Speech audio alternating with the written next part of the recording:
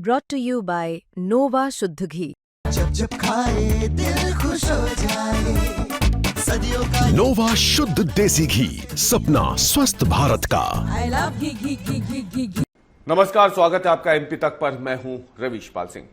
MP तक की इस खास पेशकश एमपी फाइल्स में आज हम बात करने वाले हैं देश के उस सबसे बड़े मुद्दे के बारे में जिस पर आज से कुछ दिनों पहले तक किसी का ध्यान नहीं गया था। एक एक करके पिछले एक महीने से बच्चे दम तोड़ रहे थे, लेकिन जब मरने वालों का आंकड़ा डबल डिजिट में पहुंच गया तब जाके प्रशासन की नींद खुली, सरकार हरकत में आई, एक्शन शुरू हुआ, कई लोगों पर गाज गिरी, लेकिन तब तक काफी देर हो चुकी थी। आज जब हम एमपी फाइल्स पर आपसे बात कर रहे हैं तो आपको बता दें कि मध्य प्रदेश में 4 सितंबर से शुरू हुए मौत के इस खेल ने अब तक 20 मासूम बच्चों की जान ले ली है। इनमें सबसे ज्यादा प्रभावित है छिंदवाड़ा जिला, जिसके 17 बच्चे काल के गाल में समा गए जहरीली कफ सिरप से। छिंदवाड़ा से लगा हुआ जिला है पांढुर्ना, वहां के भी एक बच्चे की मौत जहरीली कफ सिरप से हुई है। इसके अलावा छिंदवाड़ा के ही पड़ोसी जिले बैतूल में भी जहरीली कफ सिरप से 2 बच्चों की मौत हो चुकी है। इनमें से 18 मौतें नागपुर में हुई और 2 मौतें मध्य प्रदेश में हुई हैं। लेकिन सवाल ये नहीं है कि ये मौतें हुई हैं, सवाल ये है कि ये मौतें क्यों हुई। दरअसल मध्य प्रदेश सरकार ने इन मौतों के बाद कार्रवाई करते हुए जो कंपनी है श्रीसन फार्मास्यूटिकल्स, जहां ये दवाइयां बनती है, उसका लाइसेंस मध्य प्रदेश में उस पर बैन लगा दिया है। उसके खिलाफ एफआईआर हुई है, उसकी सभी प्रोडक्ट्स की बिक्री पर मध्य प्रदेश में बैन लग गया है। इसके अलावा डॉक्टर प्रवीण सोनी, जिन्हें फिलहाल गिरफ्तार कर जेल में भेजा गया है, उनके खिलाफ एफआईआर भी हुई थी, उन पर एक्शन किया गया, उन्हें निलंबित किया गया है। उनकी पत्नी जो मेडिकल स्टोर चलाती थी, उन्हीं के क्लिनिक के साथ में लगा हुआ मेडिकल स्टोर था, उसका लाइसेंस कैंसिल कर दिया गया। सिर्फ यही नहीं, कटारिया फर्म जो जबलपुर की दवा कंपनी है, जहां से ये सप्लाई हुआ था सिरप, जहरीला कफ सिरप छिंदवाड़ा के लिए, उस पर भी कार्रवाई हुई है। लेकिन एमपी फाइल्स में आज हम बताएंगे कि एमपी तक ने इस मामले में जो पड़ताल की है उसमें पाया गया कि अगर समय रहते कार्रवाई हो जाती तो इन मासूम बच्चों को मरने से रोका जा सकता था। हर कोई ये तो जानता है कि बच्चे जो हैं जहरीली कफ सिरप का शिकार हो गए हैं, लेकिन क्या आपको ये मालूम है कि जिस जगह पर ये कंपनी है तमिलनाडु में और जिस जगह पर ये दवाइयां बन रही थी, वहां नियमों का कैसा खुलेआम मखौल उड़ाया जा रहा था। तमिलनाडु ड्रग डिपार्टमेंट आज अपनी पीठ थपथपा रहा है ये कहकर कि उसने मध्य प्रदेश सरकार की एक चिट्ठी पर छुट्टी वाले दिन, यानी गांधी जयंती और दशहरे की छुट्टी वाले दिन, श्रीसन फार्मास्यूटिकल्स में जाकर इंस्पेक्शन किया और 350 से ज्यादा, करीब 364, जो रिपोर्ट एमपी तक के पास मौजूद है उसमें 364 खामियां पाई गई हैं। इनमें से करीब 40 खामियां क्रिटिकल कैटेगरी में रखी गई है। क्रिटिकल यानी बेहद ज्यादा गंभीर और पूरी तरीके से जानलेवा। इसके अलावा बाकी जो खामियां हैं उन्हें मेजर कैटेगरी में रखा है, यानी उन्हें भी हल्के में नहीं लिया जा सकता। यानी कुल मिला के 364 ऐसी बड़ी खामियां थी जो इस कंपनी में सालों से बनी हुई थी। लेकिन तमिलनाडु ड्रग डिपार्टमेंट जो ये कहकर अपनी पीठ थपथपा रहा है कि छुट्टी वाले दिन भी हमने काम किया, इंस्पेक्शन किया और रिपोर्ट मध्य प्रदेश सरकार को भेजी और तमिलनाडु पे सिरप पर बैन लगा दिया, वो ड्रग डिपार्टमेंट ये क्यों नहीं बता रहा कि उसकी नाक के नीचे इतने सालों से ये कंपनी इन्हीं हालातों में दवाइयां बना रही थी। हमारे पास एमपी फाइल्स में हम जो आपको बता रहे हैं वो चौंकाने वाली जानकारी है। दरअसल जो कागज एमपी तक के पास मौजूद है उसमें इस बात की पुष्टि हो रही है कि कैसे एक इंडस्ट्रियल सॉल्वेंट को दवाई में इस्तेमाल किया गया, प्रोपिलीन ग्लाइकॉल, जिसमें मौजूद होता है डाइएथिलीन ग्लाइकॉल और एथिलीन ग्लाइकॉल। दरअसल प्रोपिलीन ग्लाइकॉल जो है वो ब्यूटी प्रोडक्ट्स में इस्तेमाल होता है। आमतौर पर इसकी सीमित मात्रा जो है वो इंसानी स्वास्थ्य के लिए खराब नहीं होती है, यानी इंसानी स्वास्थ्य पे इसका बहुत ज्यादा फर्क नहीं पड़ता अगर ये सीमित मात्रा में तो, और सीमित मात्रा में इसका जमकर इस्तेमाल हो रहा है। पेंट्स हों, ब्यूटी प्रोडक्ट्स हों, उनमें तमाम जगहों पर इसका इस्तेमाल होता है। और क्योंकि सीमित मात्रा में होता है इसलिए शरीर पे इसका कोई नकारात्मक प्रभाव नहीं पड़ता है। लेकिन अगर जो मानक है इसके, जितना प्रतिशत इसे दवाइयों में होना चाहिए उससे ज्यादा अगर हो जाता है तो फिर ये स्वास्थ्य के लिए घातक हो जाता है। इसकी विषाक्तता बढ़ जाती है। अब हुआ क्या है, जो जानकारी एमपी तक को मिली है, जो कागज हमने निकाले हैं तमिलनाडु सरकार की रिपोर्ट के, उसमें यह देखने को मिला है कि ये जो प्रोपिलीन ग्लाइकॉल है ये करीब 2 चरणों में खरीदा गया था 50-50 किलो के। इसके लिए कोई चालान भी नहीं था, यानी जब कभी कोई दवा कंपनी होती है, अगर वो रॉ मटेरियल खरीदती है दवाई बनाने के लिए, तो उसकी बाकायदा एंट्री होती है, उसका चालान नंबर होता है जिसको उन्हें ऑनलाइन डालना होता है अपनी कंपनी पे भी, और वो सारा रिकॉर्ड मेंटेन करना होता है। लेकिन इस कंपनी ने ऐसा नहीं किया। इसका पेमेंट जो है वो यूपीआई के जरिए किया गया। ये जानकारी भी इंस्पेक्शन के दौरान जो कंपनी में छापा मारा गया ड्रग डिपार्टमेंट की तरफ से तमिलनाडु के, तो सामने आ गया। उसमें यह पाया गया कि जो डीएथिलीन ग्लाइकॉल है, मध्य प्रदेश सरकार ने जब उसकी जांच की थी तो पाया गया कि इसमें डाइएथिलीन ग्लाइकॉल करीब 48.6% है। ये एक बड़ी मात्रा है, इतनी बड़ी मात्रा कि जो छोटे छोटे मासूम बच्चे हैं 2-2, 3-3 साल के, 6-6 साल के, उनके लिए तो 1 या 2 डोज ही काफी थे, और ज्यादातर बच्चों ने 2 से ज्यादा ही डोज लिए थे। हालांकि ये भी आपको बता दें कि दवाई पीने के चंद घंटों के बाद ही इसने अपना असर दिखाना शुरू कर दिया था दवाई ने, और इसीलिए किसी को बचने का मौका भी नहीं मिला। कोशिशें खूब हुई, छोटे छोटे मासूम बच्चों ने कई बार 20-20 दिन, महीने भर तक जिंदगी से जंग लड़ी, लेकिन वो हार गए। छोटे छोटे मासूम बच्चे थे, कितना लड़ ले थे, जब उनके शरीर के महत्वपूर्ण अंगों ने ही जहर की वजह से काम करना बंद कर दिया था। आप सोचिए कि उन माँ बाप पे क्या गुजर रही होगी जिन्होंने अपने हाथों से अपने छोटे छोटे मासूम बच्चों को वो सिरप दिया। मैं उन अभिभावकों से मिला, उनकी आंखों में आंसू इस बात के ज्यादा थे, उन्हें इस बात का ज्यादा दुख था कि जिस जहरीले सिरप की वजह से उनके अपनों की, उनके जिगर के टुकड़ों की जान गई है, वो सिरप तो खुद उन्होंने अपने हाथों से अपने संतान को पिलाया था। उनको तो जिंदगी भर का ये गम हो गया कि वो अपने ही हाथों से अनजाने में अपने बच्चों को जहर दे रहे थे। लेकिन ये जहर उन तक पहुंचा, उसकी एक लंबी चेन है। इस चेन को अब पकड़ करके एक तरीके से इस पर कार्रवाई करना, ये ज्यादा एक बड़ी चुनौती फिलहाल सरकार के सामने बनी हुई है। जो कंपनी के ओनर हैं श्रीसन फार्मास्यूटिकल्स के, वो फरार हैं। मध्य प्रदेश सरकार की टीम, मध्य प्रदेश पुलिस की एक टीम तमिलनाडु में मौजूद है, वो छापे मार रही है, कोशिश कर रही है कि जल्द से जल्द उन्हें गिरफ्तार किया जाए और उन पर केस चलाया जाए। हालांकि ये वही मध्य प्रदेश है जहां पे भोपाल गैस त्रासदी होती है और जो कंपनी के मालिक हैं उन पर कभी कोई एक्शन हो नहीं पाता है।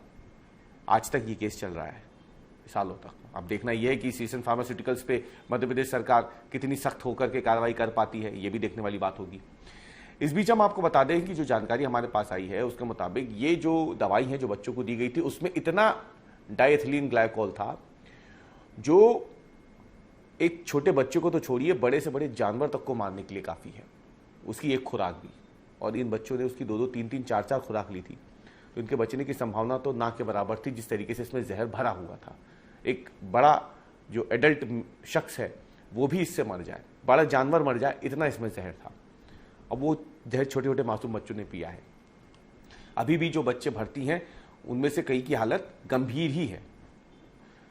इस बीच में हम आपको बता दें कि जो रिपोर्ट्स एमपी तक के पास में है उसमें क्या जानकारी मिली है। वैसे तो 350 से ज्यादा पॉइंट्स है जिनमें खामियां पाई गई, जिनमें एक सबसे बड़ा पॉइंट है कि गंदगी के बीच ये दवाइयां बन रही थी।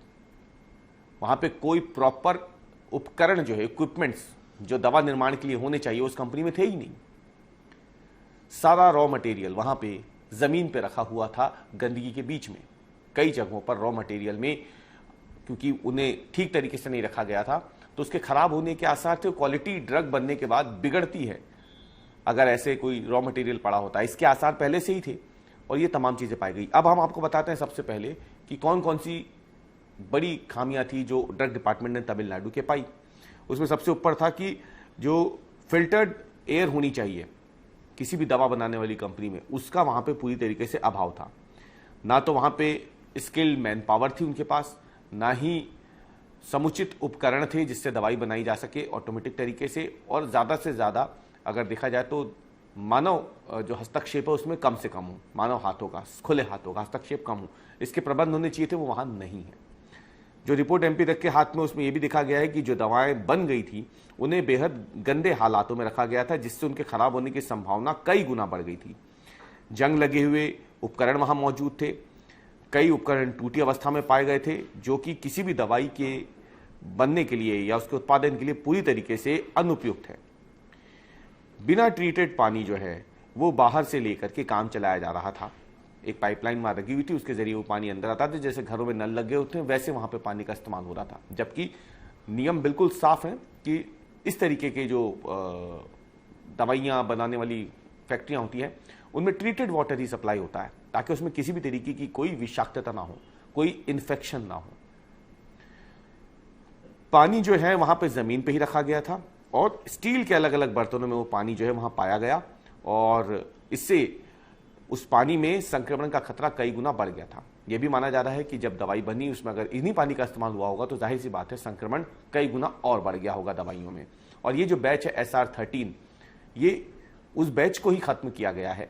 फिलहाल कंपनी भी बंद है, लेकिन इस बैच को तो पूरी तरीके से खत्म किया जा रहा है। इस बैच की दवाइयों को ढूंढा जा रहा है पूरे देश भर में इस समय। जो दरवाजे हैं और जो दीवारें हैं उस फैक्ट्री की, उनमें जो एयर का प्रेशर होना चाहिए था वो इसलिए नहीं था क्योंकि दरवाजों में और वहां पे इंटरलॉकिंग की फैसिलिटी नहीं थी, जिसकी वजह से जो डस्ट और ये तमाम चीजें हवा के जरिए अंदर प्रवेश करती हैं उसे रोकने की कोई व्यवस्था वहां पे नहीं मिली। कमरों के अंदर जहां पे दवाइयां बन रही थी, डस्ट कंट्रोल के कोई इंतजाम नहीं थे, ना ही वहां किसी भी तरीके का कोई पेस्ट कंट्रोल था, यानी कीटाणु जो है वहां पे देखे जा सकते थे, क्योंकि काफी ज्यादा जंग वहां था, काफी ज्यादा गंदगी थी। तापमान और नमी की निगरानी के लिए भी वहां पे कोई व्यवस्था नहीं थी। मिक्सिंग ब्लेंडिंग के दौरान जो पैरामीटर्स हो उन्हें जांचने के लिए, उन्हें रिकॉर्ड रखने के लिए भी वहां पे कोई व्यवस्था नहीं मिली। जो लिक्विड इस्तेमाल किया जा रहा था दवाइयों के लिए वो प्लास्टिक के पाइपों से अंदर भेजा जाता था कमरे में, और कीट नियंत्रण, पेस्ट कंट्रोल की कोई व्यवस्था नहीं की थी, वो हम आपको बता ही चुके हैं।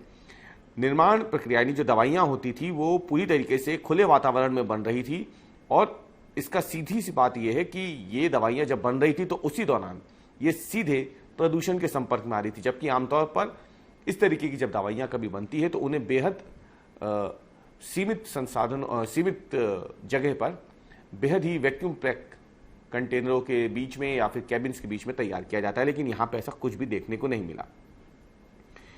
और जितना भी वेस्ट मटेरियल था वो यहीं खुले में बहाया जा रहा था, इससे संक्रमण की संभावना और ज्यादा बढ़ गई थी। ये इसी फैक्ट्री परिसर के भीतर जो नालियां थी उन्हीं में ये वेस्ट मटेरियल जो टीम है ड्रग डिपार्टमेंट की उसे वहां पे मिला।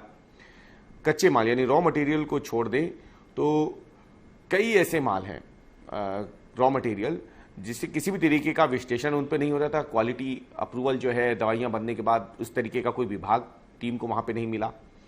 कंपनी ने सबसे बड़ी बात यहां पे जो टीम ने पाई ड्रग डिपार्टमेंट ने कि नॉन फार्मा ग्रेड सॉल्वेंट, यही जो मैंने आपको बताया propylene glycol, diethylene glycol, ethylene glycol, ये नॉन फार्मा ग्रेड सॉल्वेंट है। इसे किसी भी कीमत पर सिरप में नहीं मिलाया जा सकता। ये इंडस्ट्रियल सॉल्वेंट है, लेकिन इसे मिलाया गया और बड़ी मात्रा में मिलाया गया, ये घातक बन गया। ये टीम ने पाया यहां पे, और इसे मध्य प्रदेश सरकार की टीम ने भी, ड्रग डिपार्टमेंट ने भी पकड़ा था, जिसके बाद ये सामने आया था कि कितना इसमें मात्रा में जहर मिला हुआ है। ये भी टीम ने पाया कि जो वहां पे दवाइयों जब बन जाती हैं तो उसके चेक करने के लिए, उसकी क्वालिटी चेकिंग के लिए, परीक्षण के लिए, उसकी स्टोरेज के लिए और वहां साफ सफाई के लिए कोई व्यवस्था उस पूरी कंपनी में उन्हें नहीं मिली। कुछ कमरों की ये कंपनी थी जहां पे छापा मारा है टीम ने, और जब किसी भी तरीके की कोई दवाई आपकी बैच में गड़बड़ होती है और आपको जानकारी उसकी मिलती है तो आमतौर पर दवा कंपनियों के पास ये व्यवस्था होती है कि उसे वो रिकॉल कर ले, लेकिन ऐसी कोई व्यवस्था इस कंपनी में नहीं दिखी। सोचिए जिस कंपनी में पाइप के जरिए, प्लास्टिक के पाइप के जरिए पानी अंदर ला के दवाइयां बना रही हो, वहां पे खराब और अमानक दवाइयों की रिकॉल की व्यवस्था कैसे हो सकती थी।